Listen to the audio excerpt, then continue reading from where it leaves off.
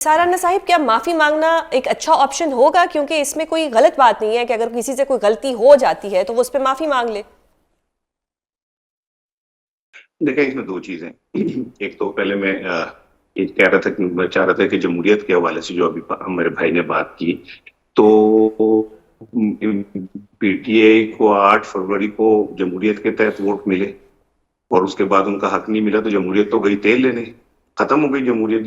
جس ملک کے اندر عوام کے ووٹ کو وہ نہیں مل رہا تو پھر آگے جمہوریت کس چیز کا نام؟ اگر ہم جمہوریت کرتے ہیں، میں کسی کو ترجمان نہیں ہوں، میں تو ایک جو حالات ہیں ان کو دیکھ کے بات کر رہا ہوں کہ ایک جماعت صاف نظر آ رہی ہے کہ اس کو آپ نے رستے بند کر دیے ہیں، اس کا ایک ووٹ بینک ہے، عوام میں اس کی ایک پذیرائی ہے، تو ڈیموکریسی تو کسی اور چیز کا نام ہے۔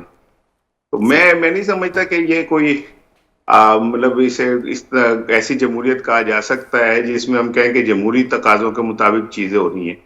دوسری چیز یہ کہ آپ نے کہا معافی مانگ لیں، تو بھائی آپ کیسے معافی مانگے؟ وہ کوئی باہر چوک پہ کھڑا ہو کے ہاتھ اٹھا کے کہے جی میں نے معاف کر دیو، اللہ دا واسطہ ہے میں نے معاف کر دیو، مولا دا واسطہ ہے میں نے معاف کر دیو، کیا کرے؟ کمیشن بنا لے اور سینئر ججز کا کمیشن بنا لیں۔ تو سر، یہ تو وہی بات ہوگی جو خان صاحب کہہ رہے ہیں کہ جی جوڈیشل کمیشن بنا لیں اور اگر جس سے کوئی غلطی ہوئی ہے کر دیں۔ رانا ثناء اللہ صاحب نے یہ نہیں بتایا کہ معافی کیسے مانگنی ہے، اڈیالہ کے اوپر کھڑے ہو کے اس نے اسپیکر پہ معافی مانگنی ہے، کیا کرنا ہے؟ بھئی ایک کوئی رستہ تو دینا۔ ایک فرض کریں کہ آپ اور کمیشن تو آپ نے بنانا ہے، ججز آپ کے ہونے ہیں، اور چاہے وہ 26ویں ترمیم والے جج ہوں، اور وہ کہہ دیتا کہ بھئی پی ٹی آئی ذمہ دار ہے، تو عمران خان کے بعد رستہ نہیں رہے گا کسی چیز کا بھی۔ پھر وہ کیسے کہے گا؟ اسی کے کہنے پہ جوڈیشل کمیشن بنے گا۔ پھر اگر وہ کمیشن یہ کہہ دیتا کہ ہاں انہوں نے ایسا کیا ہے، تو خان صاحب کے پاس تو کوئی رستہ نہیں رہے گا۔ تو کر دے، میں تو کہہ رہا ہوں کہ یہ سٹک اپ ہو گئے، ہم ایک جگہ کھڑے ہو گئے، اس سے آگے نکلنا ہے۔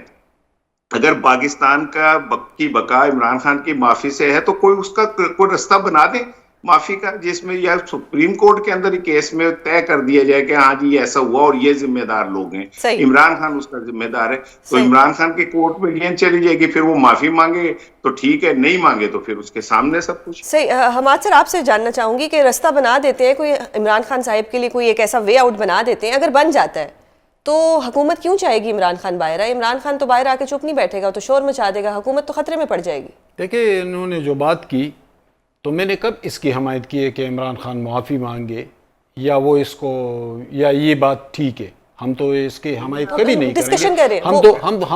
ہم تو جمہوریت کے حامی ہیں، ہم تو سیاسی آزادیوں کے حامی ہیں۔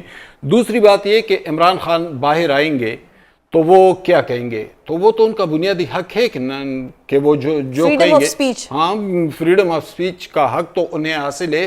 آئین و قانون کے دائرے کے اندر رہتے ہوئے وہ بات کر سکتا ہے۔ آئین و قانون کے دائرے یا اینٹی سٹیٹ کوئی بیانیہ وہ نہیں کر سکتے، وہ کسی کو بھی پوری دنیا میں کہیں اجازت نہیں ہے۔ لیکن عمران خان کو جمہوری طور پر یہ حق تو حاصل ہے کہ وہ کمیونیکیٹ کرے گا اپنے کارکنوں کے ساتھ، اپنی پارٹی لیڈرز کے ساتھ، دوسروں کے ساتھ، اور اس کو کوئی نہیں چھین سکتا۔ لیکن پہلی بات یہ ہے کہ اس ملک میں اس کا بھی احتساب ہونا چاہیے۔ اس دن وہ جو قومی سلامتی کمیٹی کا اجلاس ہو رہا تھا تو ایمل ولی نے سب سے اچھی بات ایمل ولی نے کی تھی، انہوں نے کہا تھا کہ اگر ساؤتھ افریقہ میں ٹروتھ اینڈ ریکنسیلیشن فورم بن سکتا ہے اور سارے آ کر وہاں پر اقرار کر سکتے ہیں کہ ہم سے یہ کوتاہیاں، یہ غلطیاں ہو چکی ہیں، تو ہم کو بھی اسی طرح کا بنانا چاہیے۔ لیکن یہ میرے خیال سے پورے پاکستانیوں میں نا یہ ظرف کی کمی ہے کہ ہم اپنی غلطی نہیں مانتے، چاہے وہ کوئی بھی ہو، چاہے وہ عمران خان صاحب ہو، حکومت ہو۔ ہم اخلاقی طور پر اس معیار پر پہنچے بھی نہیں ہے، اور اخلاقی طور پر ہم کیسے اس معیار پر پہنچے؟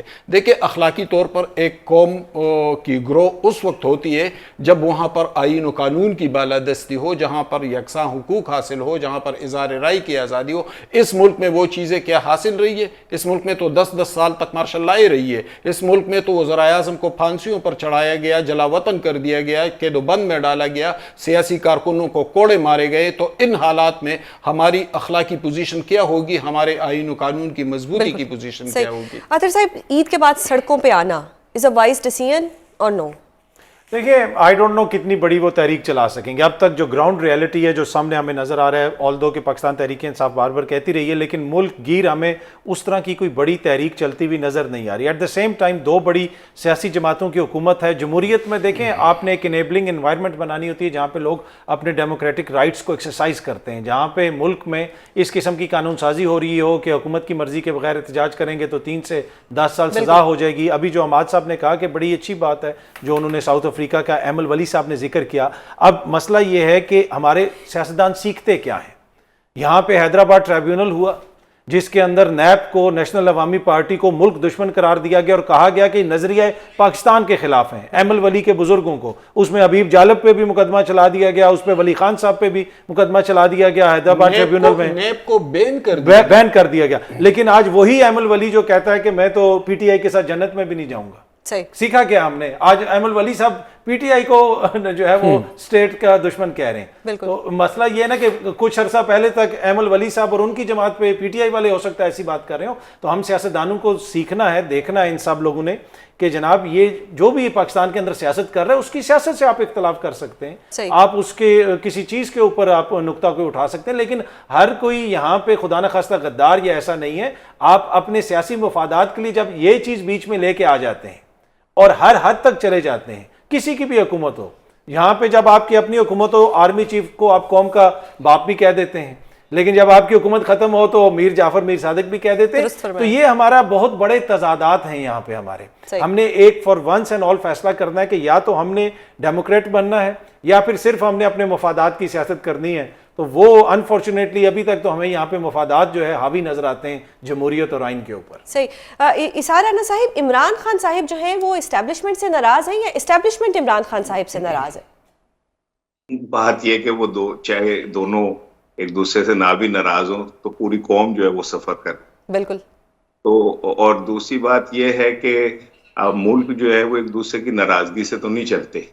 یہ ہمارے ملک میں تو ناراضگیاں ہی ہم دیکھ رہے ہیں, جب سے پیدا ہوئے ہیں ناراضگیاں ہی چل رہی ہیں. ناراضگیوں سے تو گھر نہیں چلتے رانا صاحب, گھر جو نہیں چلتا اگر ناراضگی ہو جائے تو. میں مثال دیتے دیتے رہ گیا کہ میاں بیوی ایک دوسرے سے ناراض بھی ہوں تو وہ گھر تھوڑی ہی خراب کرتے ہیں کیا وہ. تو دوسرا یہ کہ ہم لوگ ذرا جذباتی ہیں اور ملکہ جذبات بہار بیگم کو کہتے تھے, لیکن ہم پوری قوم ایک ملکہ جذبات ہیں, جذبات سے چیزوں کو دیکھ رہے ہوتے ہیں. دنیا جو ہے وہ جذبات سے نکل کے فیصلے کرتی ہے. تو اگر کہیں ایسا ہے بھی ایک دوسرے سے ناراض ہیں اور وہ اب پھر یہ کرتے ہیں, پوری قوم ایک گانا لگا دیتے ہیں, روٹھے ہو تم کو کیسے مناؤں پیا, تاکہ وہ مان جائیں اور قوم آگے بڑھ جائے. تو سر اب خان صاحب کو منانا ہے یا اسٹیبلشمنٹ کو منانا ہے؟ مجھے ایسا لگتا ہے کہ بالکل فرینکلی اب خان صاحب نے منانا ہے اسٹیبلشمنٹ کو, کیونکہ اسٹیبلشمنٹ خان صاحب سے خاصی ناراض نظر آ رہی ہے مجھے. صحیح. اور اس کے شواہد بھی نظر آ رہے ہیں. اب خان صاحب انہیں کیسے مناتے ہیں, من تو پہ واروں تن تو پہ ماروں, بگڑی بنا دے موہ رو رو پکاروں, وہ کوئی یہ گاتے ہیں یا کیا کرتے ہیں یہ نہیں مجھے پتا. لیکن میرا کہنا یہ کہ یہ پاکستان کو آگے بڑھنا ہے. ہم ایک جگہ اڑ کے بیٹھ گئے ہیں, ہم رک گئے ہیں ایک جگہ پہ, بطور قوم ہم سٹک اپ ہو گئے ہیں. وہ جا کے زلم خلیل زاد وہاں سے اپنا بندہ لے آیا جن کے سے ہم نے لڑائی کرنی تھی امریکہ کے بہاف پہ. امریکہ تو ان کے ساتھ جا کے معاملات سیدھا کر رہا ہے, چین انہیں ریڈ کارپٹ دے رہا ہے, چین وہاں پہ اپنا سب کچھ کر رہا ہے. ہم اسی کیڑے اللہ والے کیڑے چکریں پھنس گئے اسی.